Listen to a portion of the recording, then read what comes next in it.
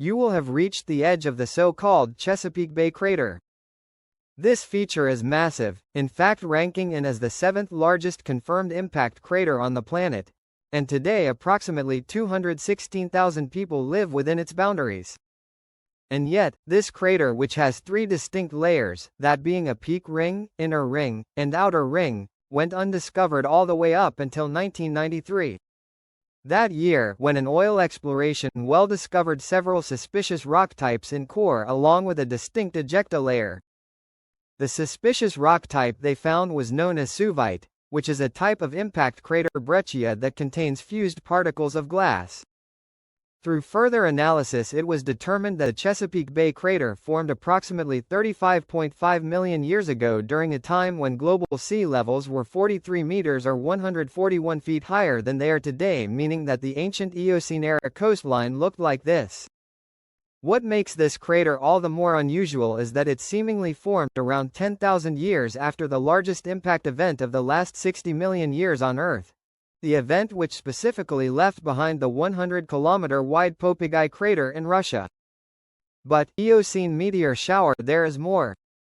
Just like a 3 million-year timespan during the Ordovician meteor event, where the rate of asteroid impacts increased around the planet by a factor of 100, the late Eocene period between 36 and 32 million years ago experienced a similar increase, albeit only 10 times higher than was typical. This meant that instead of a kilometer-wide asteroid impacting Earth every 580,000 years on average, for a 4 million-year-long timespan this occurred about once every 58,000 years. The exact reasoning why so many asteroids found their way towards Earth is uncertain, but one reasonable hypothesis suggests some form of disturbance in the main asteroid belt occurred around this timeframe, dislodging several clusters of small to medium-sized asteroids and sending them into an orbit closer to the Sun.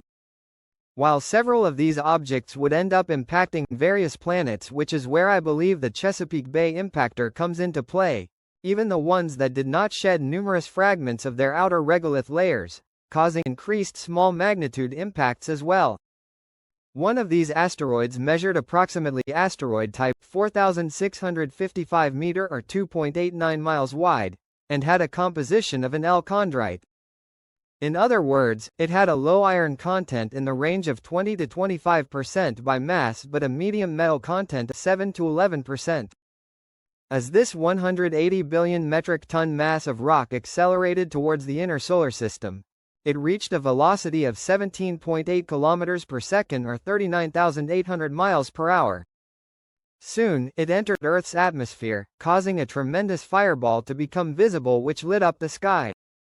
8 seconds impact damage later, it impacted a 60-meter or 197-foot deep section of the Atlantic Ocean, releasing energy equivalent to the detonation of 7 million megatons of TNT. This generated a magnitude 9.2 earthquake, but for anyone who witnessed the blast within a 710-kilometer or 441-mile radius, you would have dead in mere seconds, as this marked the radius upon which everything organic ignited. Shockwave damage. The associated shockwave from the impact flattened all trees pointing outwards from the blast in a 1,200-kilometer radius, and caused further damage to all vegetation in a 1,900-kilometer radius. Since large fragments of the impact site were ejected tektite field high into the atmosphere, they would go on to fall across an area of 7.9 million square kilometers, ranging from Barbados to Cuba to Texas, depositing large amounts of ejecta alongside what would later become known as the North American tektite strewn field.